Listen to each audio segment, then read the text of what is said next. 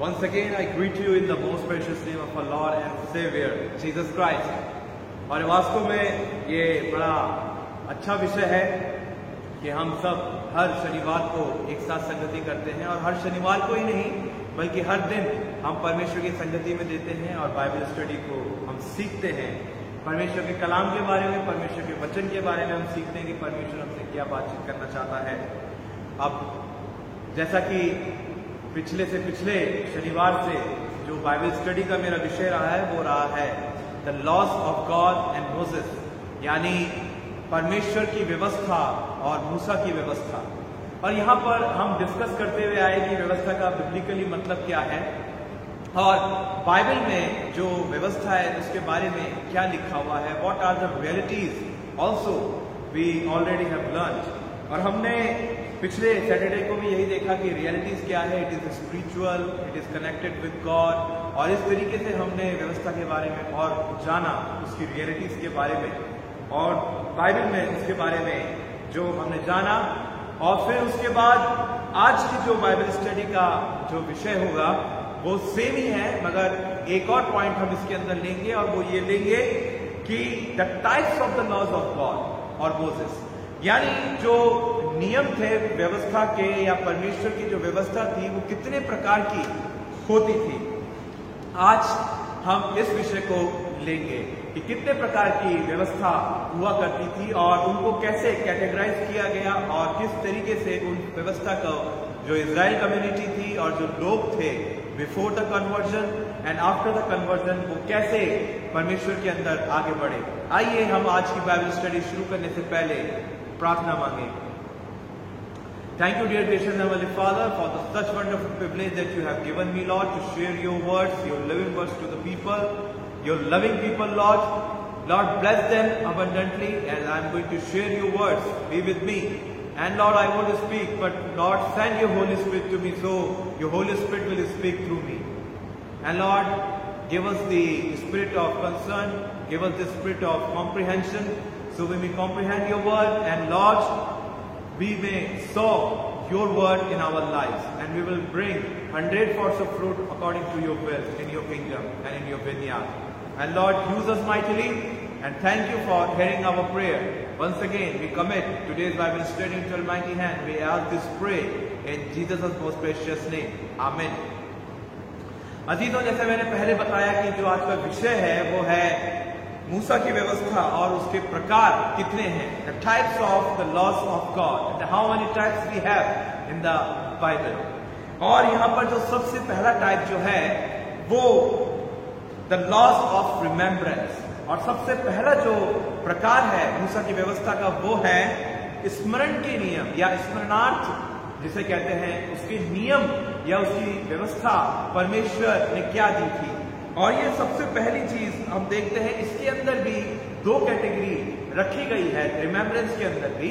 और पहली कैटेगरी में आता है the loss of remembering God, यानी परमेश्वर को स्मरण रखने की व्यवस्था, और जो कि पाई जाती है व्यवस्था विवरण उसका 4 अध्याय उसके 23 वचन में। और यहाँ पर लिखा हुआ है covenant with God made with their forefathers and with Israel, मतलब परमेश्वर ने ये जो स्मरणार्थ जो आप कह सकते हैं व्यवस्था थी वो इजराइलियों के साथ और उनके जो पुराने जो फोरफादर हुआ करते थे उनके साथ परमेश्वर ने बांधी थी। और यही नियम परमेश्वर ने उनको भी बताया कि तुम मेरे को हमेशा स्मरण रखना। और लिखा हुआ इसलिए अपने विषय में तुम सावधान रहो, कहीं ऐसा ना हो कि तुम उस वाचा को भूलकर जो तुम्हारे परमेश्वर यहोवा ने तुमसे बांधी है किसी और वस्तु की मूर्ति खोदकर बनाओ जिसे तुम्हारे परमेश्वर यहोवा ने तुमको मना किया है। और कितनी ब्यूटीफुल वर्ड्स है कि परमेश्वर ने ये नियम रिमेम्बरेंस के उसमें उनके जो इजराइल कम्युनिटी थे उनको दिया और कहा कि मैंने जो वाचाएं जो बांधी थी, है ना, it is basically talked about the covenant of God which was established between God and the people of Israel, the chosen community bye God. और यहाँ पर जब हम देखते हैं मूसा की व्यवस्था में और परमेश्वर की व्यवस्था में, वहां पर सबसे पहली बात ये की गई है कि तुम कोई मूर्ति खोद कर ना बनाना। Do not make any idol for you, because I am your living God who gives life, और जो मूर्तियां जो है वो सिर्फ और सिर्फ बेजानी है, they have no life, and that's why that is the greatest distinction between them and between us, क्योंकि परमेश्वर को मनुष्य नहीं बना सकता जीरो, परमेश्वर मनुष्य को बनाता है। और यहां पर यही एक बात सिद्ध करती है कि हमने यहोवा को नहीं बनाया, यहोवा ने हमको बनाया। और यही बात हमें याद रखनी है that we have received life from God's side, और यही एक रिमेम्बरेंस है कि परमेश्वर को हम कैसे अपने जीवन के अंदर याद रखते हैं। फिर एक और चीज यहां पर लिखी गई है, डिटरनॉमी चैप्टर 5 एंड वर्स 15, व्यवस्था विवरण 5 और उसके 15वें अध्याय में लिखा हुआ है, और इस बात को स्मरण रखना कि तू भी मिस्र देश में दास था और तेरे परमेश्वर यहोवा ने तुझे छुड़ा लिया, इस कारण मैं आज तुझे ये आज्ञा सुनाता हूं। फिर डिटरनॉमी चैप्टर 8 वर्स 11 to 14 में लिखा हुआ है that commandments of God and God's great escape of Israel from the slavery of Egypt, यानी यहां पर जो परमेश्वर ने कमांड दिया और सबसे पहली चीज उनको स्मरण दिलाने के लिए रखी, मैंने तो तुम्हें छुड़ा लिया और मैंने तुम्हें फ्रीडम दे दिया, मैं तुम्हें बचा कर लाया, मगर ये चीज तुम कभी मत भूलना और अपने बच्चों को, उनकी पीढ़ियों को और आगे तक तुम सिखाते जाओ। And that was the remarkable remembrance of God, because God acted like hero in the life of the people of Israel. और यहां पर जो हीरो का काम होता है वो परमेश्वर ने एक नायक की भूमिका निभाई, भले इंस्ट्रूमेंट चाहे मूसा रहा हो चाहे कोई क्यों ना रहा हो, मगर यहां पर परमेश्वर ही behind the curtain, in front of the curtain, और चारों तरफ परमेश्वर था। और परमेश्वर ने अपनी सामर्थ के द्वारा ये बताया कि मैं जीवित परमेश्वर हूं, मैं तुम्हें निकालने वाला परमेश्वर हूं, and that the thing that you must remember and you also must teach your children, your generation. हमारे जीवन में भी ऐसी कई चीजें आती हैं, कई तरीके की हमारे जीवन के अंदर भी स्लेवरीज पाई जाती है। स्लेवरी मतलब दासत्वता, चाहे स्लेवरी ऑफ एडिक्शन हो, चाहे स्लेवरी ऑफ एडल्ट्री हो, चाहे स्लेवरी ऑफ प्रोस्टिट्यूशन हो, चाहे स्लेवरी ऑफ ग्रीड हो, या किसी भी प्रकार की कोई ना कोई दासत्वता हमारे जीवन में हो। मगर यहां पर परमेश्वर कहता है जब भी तुम पीड़ित हो इस दासत्वता से, and whenever you will get suffering from this such satanic slavery and a wicked slavery, remember me that I am your God who stands before you. जो मैं तुम्हारे आगे खड़ा रहता हूं, मुझे तुम्हें ध्यान रखना चाहिए, मुझे स्मरण कर लो ताकि तुम इस सब दासत्वता से छुड़ाए जाओ। और वहां पर जब मिस्र के अंडर के अंदर जब इजराइल था, तो क्या इनसे गलती हुई थी जो मिस्र के अंदर ये गुलाम था? क्योंकि परमेश्वर को भूल चुके थे, आइडोलेट्री के अंदर ही चले गए थे, मूर्ति पूजा के अंदर चले गए थे, इन्होंने कॉम्प्रोमाइज कर लिया था। बहुत सारी चीजें हैं, यदि आप एक्सोडस चैप्टर 1 पढ़ेंगे तो उसके अंदर यानी भजन संहिता जेनेसिस चैप्टर 50 का आखिरी और एक्सोडस चैप्टर 1, ये दोनों को जब आप कनेक्ट करेंगे तो आपको थोड़ा ग्लिम्स मिलेगा हिस्ट्री का कि क्यों ये स्लेवरी के अंदर थे, क्योंकि परमेश्वर को बढ़ा रहा था। और यहां पर फिर क्या हुआ, जब ये कॉम्प्रोमाइज करना इन्होंने शुरू कर दिया तो क्या हुआ, परमेश्वर ने भी छोड़ दिया कि ठीक है, अगर तुम्हें मेरा कदर नहीं है तो कोई बात नहीं, देखो क्या होता है जब मेरी एब्सेंस किसी की लाइफ में होती है। And that's why they became the slaves of Egypt. यहां पर यही चीज देखने को मिलती है, एंड दैट्स व्हाई यहां पर अब परमेश्वर ने छुड़ा लिया और कहता है अब तुम मुझे स्मरण करना, मेरे वाचाओं को स्मरण करना जो मैंने वाचाएं तुमसे बांधी, और मेरे छुड़ाव को यानी मेरे फ्रीडम को तुम स्मरण करना। फिर यहां पर एक चीज और हम देखते हैं, साम्स नंबर 105 वर्स 4 to 6, और यहां पर फिर क्या स्मरण करने की बात की गई है, wonderful deeds and the judgement of God, यानी परमेश्वर के महान कार्य और उसके न्याय को भी हमें स्मरण करने की जरूरत है। यहां पर भजन संहिता के अंदर साफ साफ परमेश्वर बोल रहा है कि तुम्हें न्याय कार्य और परमेश्वर के महान कार्यों को भी तुम्हें स्मरण रखना है, वाचाओं को, परमेश्वर के फ्रीडम को, और यहां पर उसके वंडरफुल डीड्स को और जजमेंट को भी स्मरण रखना है, कहीं ऐसा ना हो कि तुम मेरे न्याय के कारण नाश हो जाओ। और क्या क्या बातें परमेश्वर ने इस्राएलियों को दी एक फॉर्म के अंदर, एक व्यवस्था के अंदर। और फिर एक और चीज जब हम देखते हैं यहां पर दूसरी चीज, remembering the duties and all responsibilities of Mankind, यानी तुम अपने कार्यों को, अपने कर्तव्यों को और अपने उत्तरदायित्व को भी तुम्हें स्मरण रखना है इसी के साथ साथ। और क्या ऐसे कार्य थे जो परमेश्वर ने दिए थे। और यहां पर जब हम देखते हैं यशाया चैप्टर 62 एंड वर्स 6, यशाया उसका 62वां अध्याय उसके 6ठे वचन के अंदर लिखा हुआ है, रेस्टलेस मिनिस्टर्स ऑफ गॉड्स, यानी परमेश्वर के जो रेस्टलेस मिनिस्टर्स हैं, जो कि अथक जिसे कहते हैं, जो अपने प्रयास को करते रहते हैं, परमेश्वर की इच्छाओं को पूरा करते हैं। और इस कैटेगरी के अंदर आते हैं प्रॉफिट्स, प्रीस्ट, हाई प्रीस्ट और जजेस, किंग्स, जो परमेश्वर के चुने गए थे। और ये सब परमेश्वर के कैरेक्टरिस्टिक्स को या परमेश्वर को रिप्रेजेंट करते थे। और परमेश्वर ने कहा कि जो कार्य मैंने तुम्हें दिए हैं, यानी तुम्हारा कार्य सिर्फ मेरी इच्छाओं को पूरा करना है। और परमेश्वर की इच्छाएं जो मानव जाति के लिए थी या होती हैं अजीजों, वो कभी भी हानिकारक नहीं होती। And that's why Jeremiah chapter 29 verse 11 says that I have your future in my hands, not to harm you, but to give you the good life, the good future. और अंत में मैं तुम्हारी अभिलाषा को पूरी करूंगा। I will fulfill your heart desires at the end. कितना महान परमेश्वर है, कितना महान परमेश्वर है अजीजों।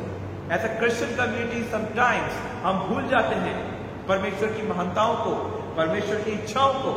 हम अपने कार्यों को मोड़ लेते हैं, हम अपने कार्य ऐसे ऐसे कर बैठते हैं जो परमेश्वर जिनको ग्रहण नहीं करता।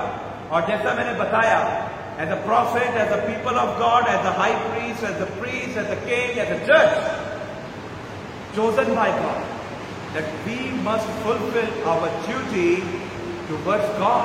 हमें परमेश्वर की तरफ से अपने उत्तरदायित्व को पूरा करना है। और वो क्या है? Spread love, spread God, spread Jesus to the world. यानी फैला दो परमेश्वर की इच्छाओं को, लोगों तक सुना दो। जाओ, utter podcast of the world, Matthew chapter 28 says, यहां पर कहता है यीशु मसीह कि जाओ, make the disciples and teach them whatever I taught you. मैंने जो कुछ तुम्हें सिखाया वो सिखा दो। तो हम क्या अपने जीवन के अंदर सीखते हैं, कौन सी व्यवस्था हमारे जीवन के अंदर चलती है और किस प्रकार के लॉज हम फॉलो करते हैं। यहां पर दो चीजें, पहली चीज परमेश्वर को स्मरण रखो, उसकी वाचाओं को स्मरण रखो, उसकी फ्रीडम को स्मरण रखो, उसके कार्यों को और उसके जजमेंट को स्मरण रखो।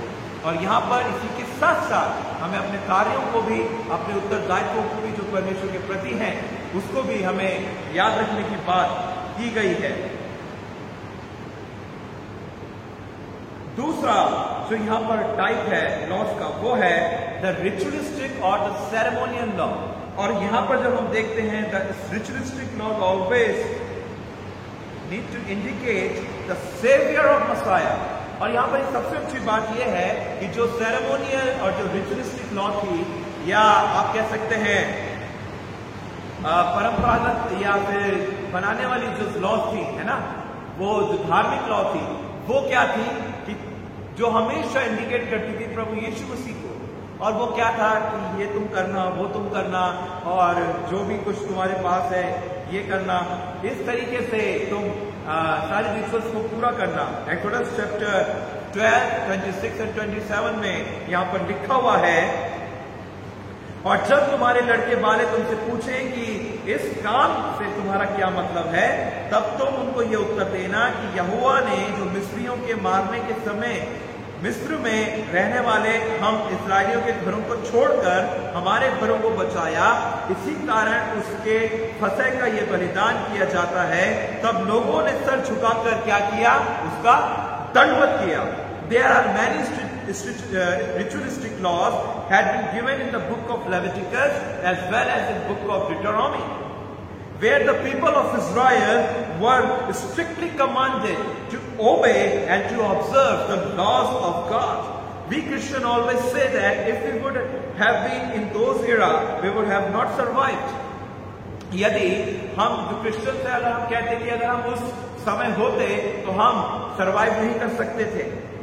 God was very strict.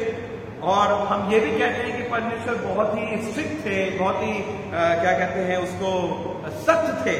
और फिर कहते हैं but God emphasized only their sins and God gave them the remedy to get forgiveness from him only. मगर यहां पर परमेश्वर ने मनुष्य जाति को नहीं बल्कि उसके पापों को देखा, और तभी परमेश्वर ने क्या किया, उनके लिए एक सोल्यूशन को दे दिया यीशु मसीह के रूप में. और वो जितने भी लॉज थी, जितने भी ये जो रिचुअलिस्टिक जो सेरेमोनियल लॉज थी, ये सिर्फ और सिर्फ यीशु मसीह को इंडिकेट करते थे. God knew that all people came under the curse of sin. And God did not want them to be destroyed, because it is written in Romans chapter 6 and verse 23. And it is written straightforwardly, the wages of the sin is death. यानी पाप की मजदूरी तो मृत्यु है, and the gift of God is eternal life in Jesus Christ. यानी यीशु मसीह में जो परमेश्वर का वरदान है वो क्या है, सनातन का जीवन रखने वाला है. मतलब यहां पर दो पहलू परमेश्वर ने बताए सेरेमोनियल लॉ के अंदर, पाप क्षमा, और उसका एक ही आधार था, वो था यीशु मसीहा. चाहे सेरेमोनियल लॉ कोई क्यों ना हो, बलियां, होम बलि, मेल बलि, पाप बलि, कितने प्रकार की बलियां चढ़ाते थे, कैसे कैसे करना होता था, किस तरीके से करना होता था, मगर उन सब का एक ही मतलब था कि यीशु मसीह जब इस संसार में आएगा तो वो ही हमें क्षमा करेगा और वो ही हमें हमारे पापों से छुटकारा देगा. जैसे परमेश्वर ने इस्राएल को दासत्व से निकाला, वैसे परमेश्वर यीशु मसीह के द्वारा मानव जाति को भी पाप की दासत्व से बाहर निकालेगा और मृत्यु की जगह जीवन को देगा, क्योंकि already paid the death penalty by Jesus Christ.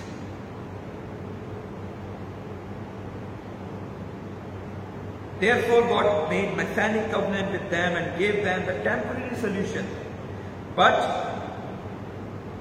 to observe these all ritualistic laws, because for the permanent solution, God was preparing the platform for man and womankind. यानी ceremonial law या ritualistic law क्या थी, platform तैयार कर रही थी लोगों के लिए, और वो टेम्परेरी था, जो कि सदाकालीन नहीं था, मगर परमानेंट परमेश्वर उसको करना चाहता था यीशु मसीह के द्वारा.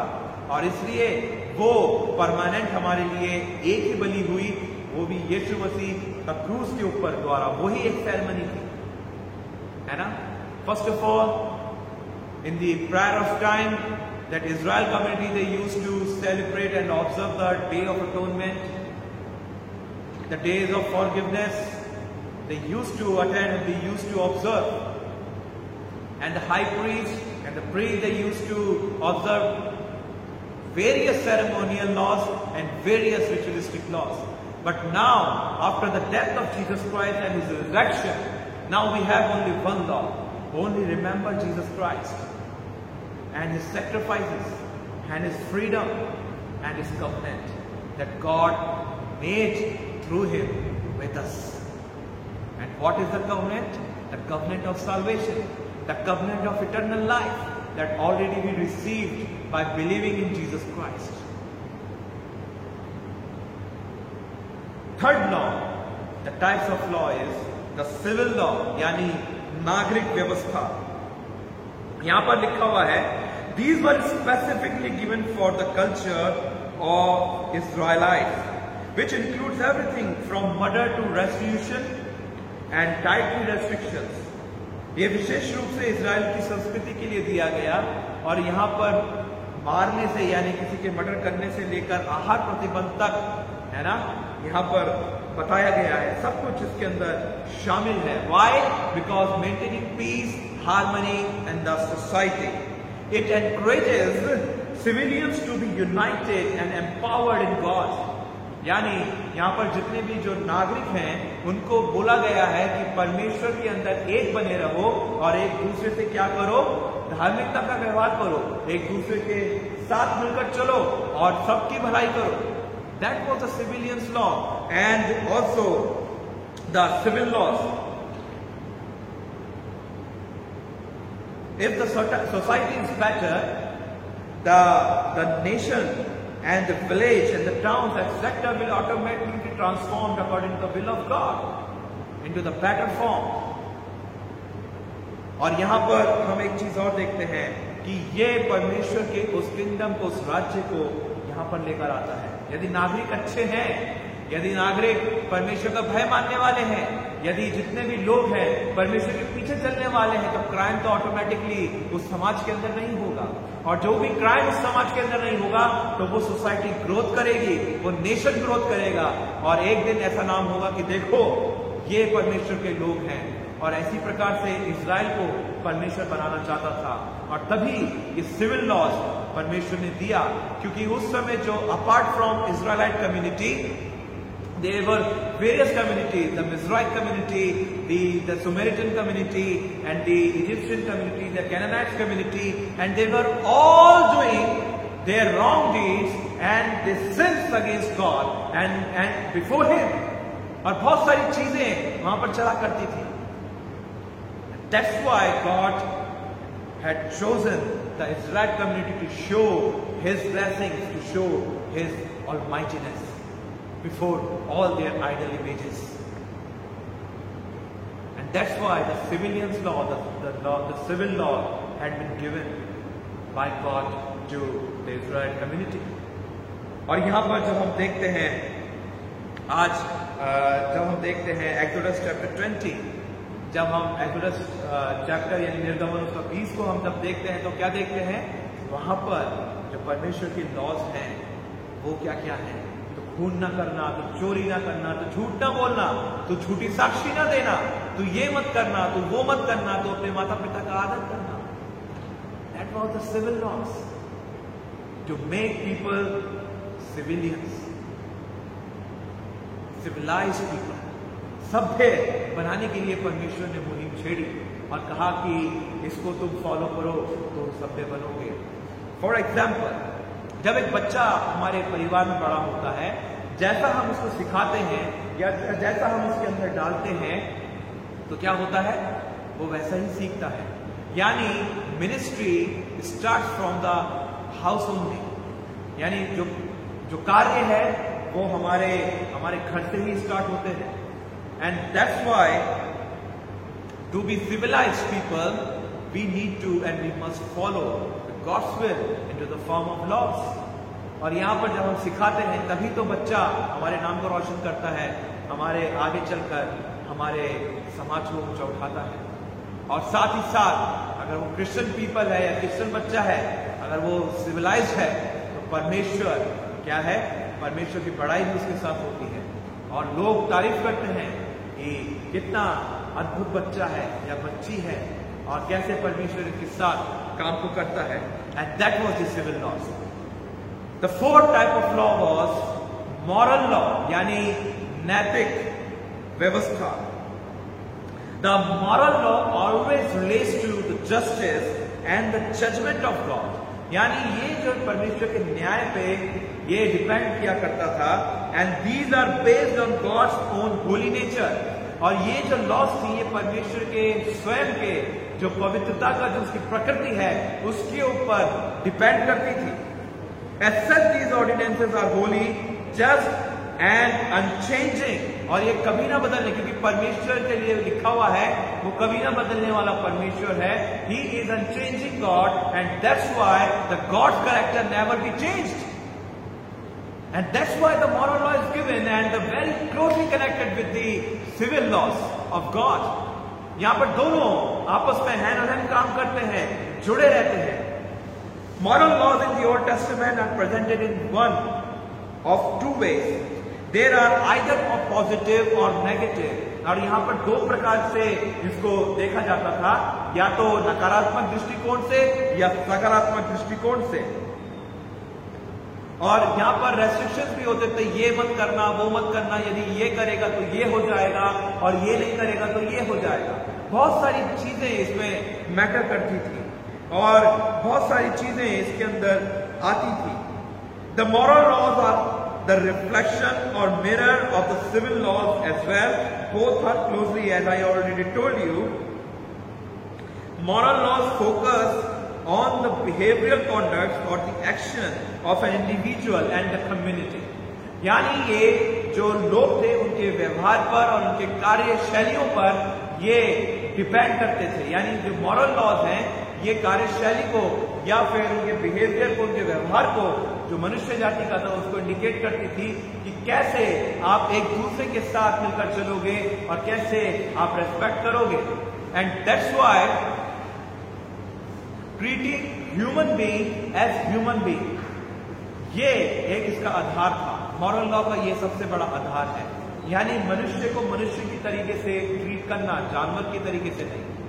लोग तो जानवर को भी अच्छा ट्रीट करते हैं, इज्जत करते हैं, रेस्पेक्ट करते हैं, मगर जब घमंड हमारे अंदर वास करता है, जब ईगोइज्म हमारे अंदर वास करता है, तो जो हमसे छोटे लोग हैं या हमारे समान सक्षम नहीं है, तो हम उनको ट्रीट कैसे करते हैं? हम ही सोचते हैं कि उनके पास अथॉरिटी नहीं है, सब कुछ हमें, हमारे पास, हम उनको नीचा देखना शुरू करते हैं और इमोरली हम क्या करते हैं, उनको नेग्लेक्ट करना शुरू करते हैं। फिर इमोरली हम ज्यादा जब हमारे पास जब पैसा आ जाता है या कुछ हो जाता है, हम भटक जाते हैं। Then we will fall into the temptation, और फिर हम आइडेंटिटी के अंदर हम नाना प्रकार की उन चीजों के अंदर पड़ जाते हैं जो परमेश्वर नहीं चाहता। And that's why the moral laws कहता है कि तुम अपने समाज के अंदर क्या करो, व्यवस्था को बनाए रखो, परमेश्वर की शांति को बनाए रखो। और ये जैसा कि लिखा हुआ है, आज मैं आपको मॉरल लॉज के सेवरल एग्जाम्पल्स दूंगा। सबसे पहला मर्डर यानी खून मत करना, और यहां पर साफ साफ लिखा हुआ है एक्सोडस 21:12-14, फिर लेविटिकस 24:17 and 21, स्ट्राइकिंग और cursing a parent, Exodus chapter 21:15-17, kidnapping, Exodus chapter 21:16, failure to lock up a dangerous animal that results in someone's death, यानी जब हम अपने उनको भी छोड़ देते हैं, जानवरों को भी, तो वो किसी को काट लेते हैं या मार देते हैं, तो वो भी, उसके बारे में भी लिख रखा है एक्सोडस 21:28 and 29। वो भी क्या है, यदि आप जानते हैं कि वो खतरनाक जानवर है, उसको छोड़ देते हैं और वो किसी को मार देता है या काट लेता है, तो उसके जिम्मेदार भी आप ही हैं। और जो मॉरल लॉज हैं, जैसा मैंने आपको बताया, इतनी सारी चीजों के साथ हैं। और फिर यहाँ पर जो बच्चे हैं क्या कर रहे हैं, अपने पेरेंट्स को मार रहे हैं। अगर जब वो क्या कहते हैं, जब बीमार होते हैं, छत पे ले जाते हैं, उनको फेंक देते हैं नीचे उठा के। ये इमोरलिटीज हैं। बहुत सारी चीजें हमारे चारों ओर हैं और हम देखते हुए भी अनजान इसलिए हैं क्योंकि हम अपने आप को उसके अंदर इन्वॉल्व नहीं करते। बहुत सारी चीजें हैं अजीजों, जो मॉरल लॉज इसलिए परमेश्वर ने हम सबको दिया है। ह्यूमन सैक्रिफाइसेस भी आप देख सकते हैं, यहाँ पर आज भी एक चर्च जो सैटानिक चर्च है उसके अंदर ह्यूमन सैक्रिफाइसेस हो रहे हैं। परमेश्वर कहता है कि if I give you life that you don't have the enough authority to take others life. दूसरों का जीवन लेने के लिए तुम्हारे पास अधिकार नहीं है, अगर आम बात है। फिर उसके बाद जब हम देखते हैं मर्डर तो आम बात हो गई है, किसी को भी काट दो, मार दो, लूट चारों तरफ है। बहुत सारी इमोरलिटीज हैं अजीजों, बहुत सारी इमोरलिटीज हैं। फिर यहां पर एक एडिल्ट्री भी एक सबसे बड़ी इमोरलिटीज है, सबसे बड़ी चीज है। पोर्नोग्राफी सबसे बड़ी इमोरलिटीज है, जिसके लोग स्लेव्स हो चुके हैं। They became slaves of pornography, they became slaves of their own desires, the worldly desires. And that's why God has given the moral laws in order to free them from this all slavery. सबके दासुका से परमेश्वर ने छुड़ाने के लिए ये दिया है। If you follow the moral laws, that you will have blessings of God. If you follow the immoralities, you don't have blessings of God. The positive side and the negative side we have. नकारात्मक भी है, सकारात्मक भी है। And that's why we are given the free will from God's side. and it's up to us to follow either God or the immoral laws. ये हमारे ऊपर है। मगर तभी परमेश्वर ने एक और इसके लिए सोल्यूशन दिया है, इफ यू आर वीक, यदि आप कमजोर हैं, ask from the Holy Spirit, पवित्र आत्मा से मांगिए, because the Holy Spirit empowers his people, अपने लोगों को वो ताकत और सामर्थ्य देता है। मगर शर्त यह है कि इसकी इच्छा भी हमारे जीवन के अंदर होनी चाहिए। और अजीजों, जो आखिरी जो लॉ है वो है डिवाइन और गॉडली लॉ। डिवाइन और godly law, this law attached with directly and indirectly with God, which teaches people to love God and to be abided in Him only. It is also quoted by Jesus Christ and taught the real meaning of the divine law to the people and to His disciples and to us as well. फिर यहाँ पर देखते हैं, it is spiritual and have all full of blessings from God's side, which transform the soul of an individual. For example, Deuteronomy chapter 6 and verse 4 says, हे Israel सुन, यहोवा परमेश्वर हमारा है, यहोवा एक ही है, तू अपने परमेश्वर यहोवा से अपने सारे मन और सारे जीव और सारी शक्ति के साथ प्रेम करना। और यहाँ पर मतलब क्या है प्रेम करने के लिए? डिवाइन लॉ को या फिर गॉडली लॉ का यहाँ पर मतलब क्या है? Even though the rest of the 4 laws or 4 laws always belongs to God, it is spiritual, but this law indicates and talks about to love God, to be with Him always, to be abiding with Him always. उसके साथ जुड़े रहने के लिए परमेश्वर ने हमें आज्ञा दी है। अब जैसा कि आप स्क्रीन पे देख रहे होंगे, मैंने यहाँ पर एक चीज दी है। सबसे पहली चीज मैंने दी है, the pillars of divine laws are as follows, यानी जो डिवाइन लॉ के जो स्तंभ है, यानी ये कैसे खड़ा हुआ। यदि जो भी हम स्ट्रक्चर खड़ा करते हैं वो पिलर्स के ऊपर खड़ा होता है और उसके ऊपर एक मकान को रखा जाता है, और वो कैसे काम करता है। तो यहाँ पर डिटोनॉमी 6:4-5 यहाँ पर दे रखा है, और उसके नीचे जब आप देखेंगे, मैंने पार्ट किया है 1, 2, 3, 4, 5, 6 and 7 पिलर्स, और यहाँ पर है पहला ग्रेस एंड मर्सी, पहला पिलर है यानी अनुग्रह और दया। दूसरा पिलर है love God and your neighbour, यानी परमेश्वर के साथ साथ अपने पड़ोसियों से भी प्यार करो। तीसरी जो डिवाइन लॉ है वो है काइंडनेस एंड हम्बलनेस, यानी अपनी दयालुता को, अपनी विनम्रता को लोगों को दिखाओ। फिर चौथा जो सेंटर पार्ट है वो है गॉड सेंट्रलिटी इन एवरीथिंग, यानी परमेश्वर को अपना केंद्र आधार मानो, केंद्र बिंदु मानो सब चीजों के लिए। फिर पांचवा जो पिलर है वो है ह्यूमैनिटी, इंसानियत, ये इसका पांचवा पिलर है। यदि इंसान है तो हमें उनके साथ इंसानियत करनी है, यदि जैसा व्यवहार हम उनसे चाहते हैं वैसा ही उनके साथ हमें करना है, जरूरी है। क्या आप चाहते हो आपको मारे, खसोटे, पीटे? नहीं, तो आपको भी उनके साथ मिलकर चलना है, उनके साथ एक होकर रहना है, उनकी रेस्पेक्ट करनी है, उनको आदर करना है और उनको भी परमेश्वर के बारे में बताना है। छठा है salvation with forgiveness through Jesus Christ. This is the divine law, the sixth divine law. यानी परमेश्वर के द्वारा यीशु मसीह के रूप में हमें उद्धार के साथ साथ क्षमा भी मिल गई। Praise God! How wonderful is that? कितना अद्भुत है ये, क्योंकि पहले के लोग तो सेरेमोनियल लॉ को फॉलो करते थे, मगर आज यीशु मसीह पे विश्वास करने के द्वारा वो सारी सेरेमनीज को हमने पीछे छोड़ दिया, मगर वंस फॉर ऑल परमेश्वर ने यीशु मसीह के रूप में हमें उद्धार दे दिया, और अब हमें सिर्फ विश्वास करना है, क्षमा मांगनी है, और परमेश्वर का उद्धार हमारे जीवन में आ जाएगा, उतारा जाएगा। सातवां जो पिलर है, it is like optimistic pillar, यानी एक आशावादी पिलर है, जो है इटर्नल लाइफ विद रिवॉर्ड्स, है ना। हर किसी को रिवॉर्ड्स पसंद है, हर किसी को अनंत जीवन पसंद है। हमारी डेस्टिनेशन क्या है अजीजों? as we are the sojourners on the earth, जैसा कि हम इस पृथ्वी पे यात्री हैं, but after our death, the glorified body will be given to us by God, and we will enjoy God's presence for eternity. हम अनंतकालीनता के लिए, सनातन के लिए हम परमेश्वर की उपस्थिति को महसूस करेंगे, हम एंजॉय करेंगे, आनंद के साथ उसके साथ रहेंगे. And that is the more motive. हम यहाँ पर परमेश्वर के प्रचार क्यों करते हैं? क्योंकि हमारा मोटिव उसके साथ रहने के लिए है. And that's why God has promised with us. He made the covenant. उसने हमारे साथ कवनेंट को बनाया. यीशु जब जा रहे थे तब अपने चेलों से कहा कि मैं जहां जाता हूं वहां तुम्हारे लिए भी घर बनाऊंगा, और अगर वहां पे जगह नहीं होती, जगह में तैयार नहीं कर सकता था, तो मैं तुमसे कह देता,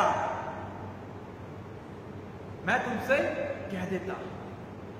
That is our destination into the kingdom of God, of every Christian people, of every believers. हर विश्वासियों का यही एक मुख्य उद्देश्य है, यीशु के साथ रहना, परमेश्वर की प्रेजेंस को एंजॉय करना.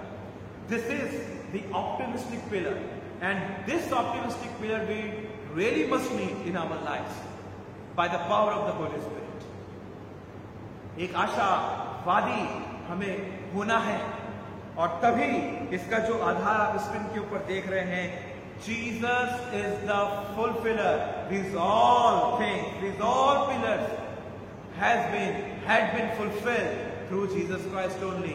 Matthew chapter 5 and verse 17.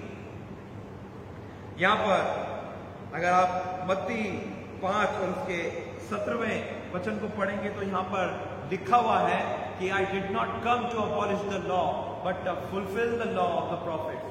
और वहां पर यीशु ने कहा मैं नाश करने नहीं आया व्यवस्था का, बल्कि उनको पूरा करने आया.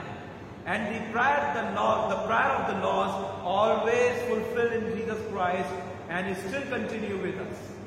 हमारे साथ ये अभी भी चली हुई आ रही है अजीजों. And we must understand this. हमें इसको समझने की आवश्यकता है. And that's why मैंने आधार दिया है जीसस, यीशु, है ना. एक घर को भी अगर आप बनाएंगे उसका आधार यीशु होगा. आपका जीवन का आधार भी यीशु है, मेरे जीवन का आधार भी यीशु है. And that's why it is written in the Bible, the wise man who builds his house on the rock.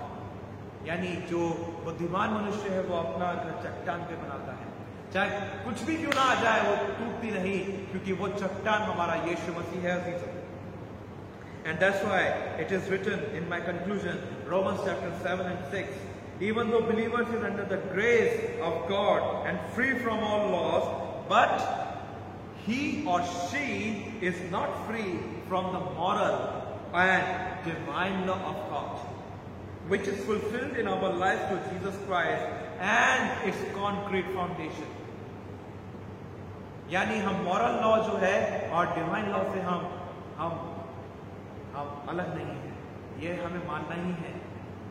हमें मर्डर नहीं करना, हमें रेस्पेक्ट करना है, हमें झूठ नहीं बोलना, हमें ह्यूमन सैक्रिफाइसेस नहीं करना, हमें कोई कार्ड इमेज नहीं बनाना, आइडल्स नहीं बनाना, बल्कि एडल्ट्री नहीं करना, बल्कि परमेश्वर के सामने एक हम्बल तरीके से आना है. And whatever you will receive, whatever we will receive from God's side, we need to spread to the world freely. Freely receive, freely give. And that is our God Almighty. ये हमारा परमेश्वर है, who fills us with His Holy Spirit and His energy. ये जो laws, जो types हैं अजीजों, ये हमारे जीवन में किस प्रकार कारगर है, किस प्रकार साबित होती है, ये हमें सोचना है. ये लॉज क्या आज भी चर्च के अंदर वैलिड है? हाँ, 2 लॉज वैलिड है, जैसा मैंने बोला, moral laws and the divine law of God. The divine law always has blessings part of God in our lives. Divine law is humility, divine law is humanity, divine law is grace and mercy. And ये सब चीजें जो मैंने आपको बताई, जो आपने pillars को देखा, ये सब हमने रिसीव कर लिया है यीशु से. And now we must release these all things to the world, to the people, and we must spread the gospel of Jesus Christ, of salvation, of eternal life to the uttermost part of the world हमें लेके जाना है यीशु के द्वारा। आइए हम अपने दिलों को तैयार करें और परमेश्वर से सामर्थ मांगे कि परमेश्वर हमें आशीष दे। हम किसी लॉज या व्यवस्था के अधीन नहीं हैं, मगर फिर भी हमें मॉरल लॉ और डिवाइन लॉ को पूरा करना है, उसको भी हमें पूरा करना है। एंड इसके द्वारा ही हम अपने सोसाइटी को बनाकर रख सकते हैं, हम व्यवस्था को बना के रख सकते हैं, हम शांति को बना के रख सकते हैं, हम एकता को बना के रख सकते हैं। परमेश्वर आज की बाइबल स्टडी पर हम सबको आशीष दे। Let us pray. Thank you, dear gracious Heavenly Father, for the wonderful time that you have given us, Lord. Oh Master, we spend our time in your holy presence. And Lord, thank you for being with us. And open our hearts and mind and soul, Lord. And send your Holy Spirit to sow your living word in our lives. So we may bring 100 fruits of life, Lord, in your kingdom, in your vineyard. And Lord, you may be glorified through our lives as well. Thank you, God, for your blessings. And Father God, we commit each and every one of us, the viewers, the congregation, everything into your mighty hand. And Lord, we ask this prayer in Jesus' most precious name. Amen. Friends, stay safe at your home. अपने घरों पर सुरक्षित रहें और परमेश्वर से निरंतर आप जुड़े रहें और time to time Bible studies को आप ग्रहण करें और बी ब्लेस्ड, परमेश्वर की आशीषों को आप पाएं। परमेश्वर आज के बाइबल स्टडी के द्वारा हम सबको आशीष दे। Thank you so much.